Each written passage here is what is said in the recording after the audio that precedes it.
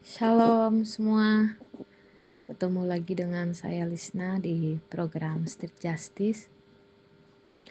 Kali ini saya pengen share tentang kehidupan sesuai dengan posisi kita yang sebenarnya, supaya kita bisa mengatasi keadaan kita dengan lebih mudah. Jadi sudah pasti ini cerita tentang saya sebagai seorang ibu untuk anak saya. Gimananya saya supaya bisa menjadi panutan. Karena anak saya seorang perempuan yang sudah beranjak remaja. Artinya mulai mengkondisikan jalan pikirannya dengan membimbing dan mengarahkan anak saya. Semula saya sempat salah pola bahwa kita seharusnya jangan mendidik anak harus sesuai dengan keinginan kita, yang membuat kita lupa bahwa ketika seorang beranjak remaja menjadi dewasa juga sudah memiliki banyak hal yang baru dalam rencananya untuk keinginannya. Jadi ketika ada suatu yang tidak sejalan dengan pikiran kita pada saat ini adalah sudah bukan harus dengan pola pemaksaan lagi, ya kan Bapak Ibu? Mau tidak mau harus mendengarkan mereka, menerima, tapi lebih kepada mengarahkan dari apa yang sudah menjadi dasar dalam pemikiran mereka. Apabila itu memang baik, ya kita tinggal menjaga dan mengarahkannya aja sih. Lebih ke menjaga dan mengarahkannya gitu. Sama lah kayak kita juga ketika seseorang siapapun tidak sependapat dengan kita, sudah pasti tidak mau berhadapan gitu kan kepada banyak aturan yang mungkin berbenturan dengan pola pikir kita. Jadi sama gitu juga dengan anak kita. Mungkin mereka belum bisa memutuskan dengan baik dan lebih benar lagi. Tapi justru di sana peran saya sebagai ibu yang harus bisa gitu melihat apa yang menjadi kebutuhannya dalam kehidupannya yang baik dalam cara berpikir gitu, merencanakan dan memutuskan. Jadi singkatnya anak gadis saya ini berusia 14 tahun yang sudah pasti mengenal banyak hal dalam proses beranjak dewasanya. Nah, ini saya harus ekstra gitu mengajar untuk mengarahkan dia ke hal yang positif menurut saya. Ya, dan saya pun mesti banyak belajar bagaimana supaya bisa mengarahkan anak saya. Setidaknya kita harus bisa menjadi panutan yang baik gitu kan, untuk dia menjadi contoh yang baik gitu kan. Supaya tidak hanya dengan kata-kata gitu, tingkah laku perilaku kita pun bisa menjadi contoh buat anak kita gitu kan. Karena kadang salah kata sedikit pun atau ada nada tinggi saya sedikit, anak saya itu bisa langsung kayak mungkin bahasanya itu kayak sakit hati atau kayak ambil hati gitu kan dengan teguran saya yang mungkin dengan nada tinggi. Ya karena tipe seperti saya ini, ya memang jujur saya ini kurang punya kesabaran gitu kan, kurang punya kesabaran yang baik. Apalagi menurut saya yang saya lihat itu salah gitu. Ya banyak hal saya sebagai seorang ibu, saya harus bisa menjadi sahabatnya, menjadi teman curhatnya gitu kan. Mendekati dia supaya bisa bercerita terbuka tentang apapun yang dia alami gitu kan. Walaupun memang ada hal yang memang privasi dia gitu kan. Nah, tapi saya ingin lebih ke menggiring dia gitu, mengarahkan supaya tidak salah dalam bergaul. Karena kita tahu anak zaman sekarang kan bisa disebut generasi Z gitu kan, bahasa mereka pun sudah berbeda gitu kan dengan zaman-zaman didikan kita dulu gitu. Zaman sekarang anak pun bisa ya itu tadi, karena beda generasi, beda zaman, dan beda pola pikir juga dari cara bahasa mereka pun ya istilahnya anak zaman sekarang yang sering saya lihat gitu kan, pribadi saya agak banyak kurang attitude-nya gitu kan. Eh itu dia, saya ingin mengarahkan, menggiring anak saya itu ke hal-hal pergaulan yang lebih baik gitu menurut pandangan saya sebagai seorang ibu. Dan sempat suatu ketika anak saya itu cerita bahwa tentang pertemanan dia gitu kan. Nah, dan justru ketika anak saya terbuka itu entah kenapa ketika dia bercerita, sayanya yang ternyata masih belum siap mental gitu kan mendengar ceritanya dia gitu.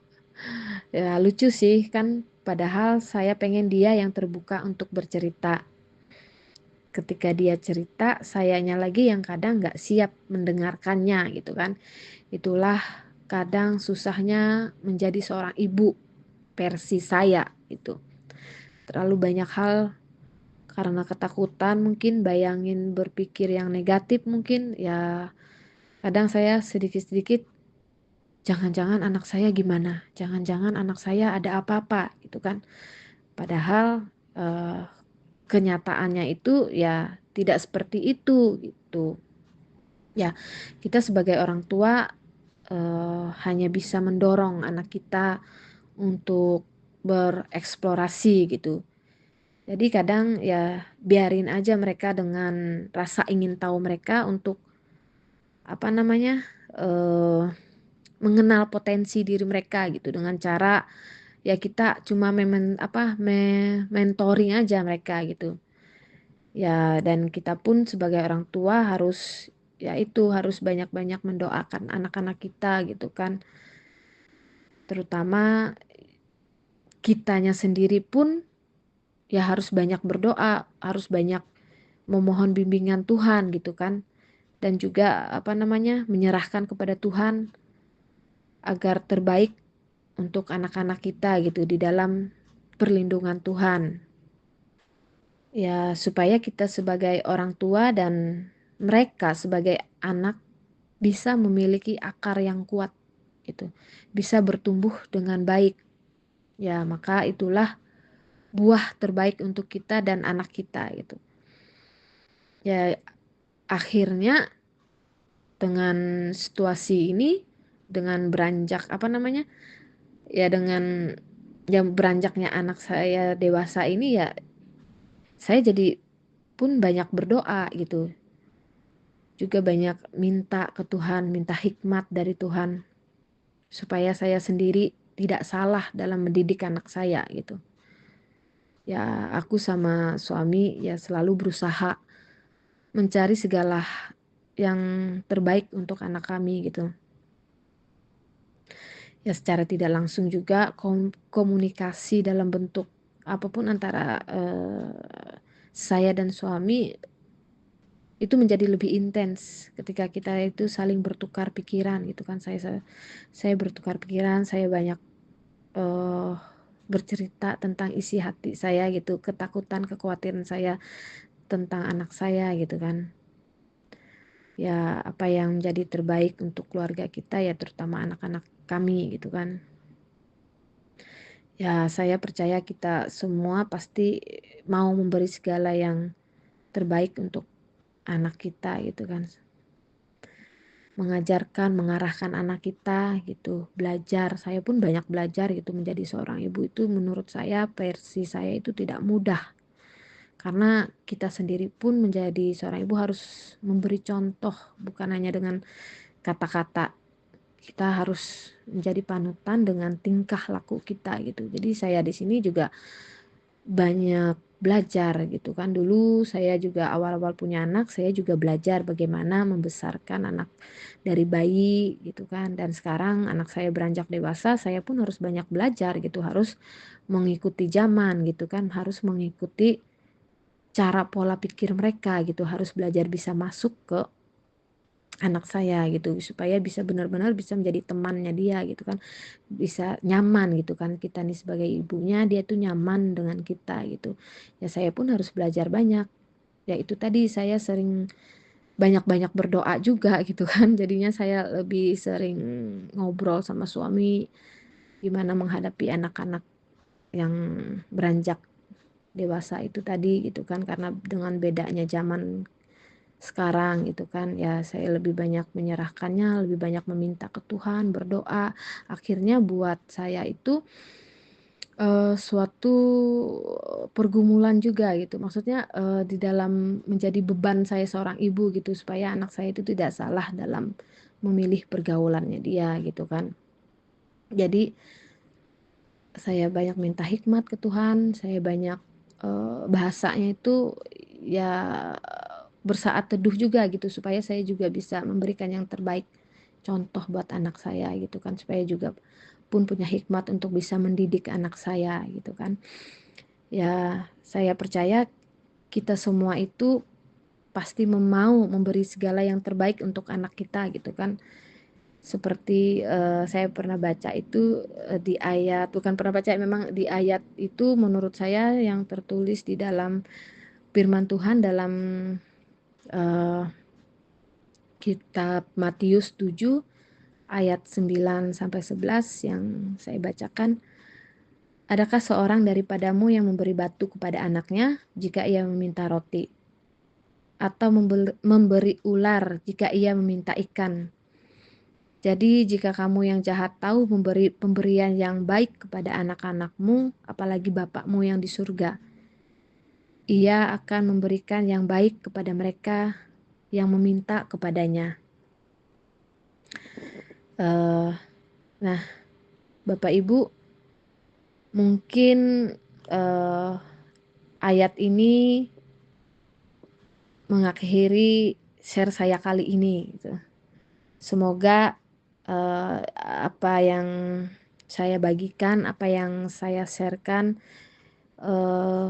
bisa menjadi berkat juga untuk kita semua, terutama untuk setiap orang tua yang sedang berusaha memberikan apa yang terbaik untuk anak-anaknya.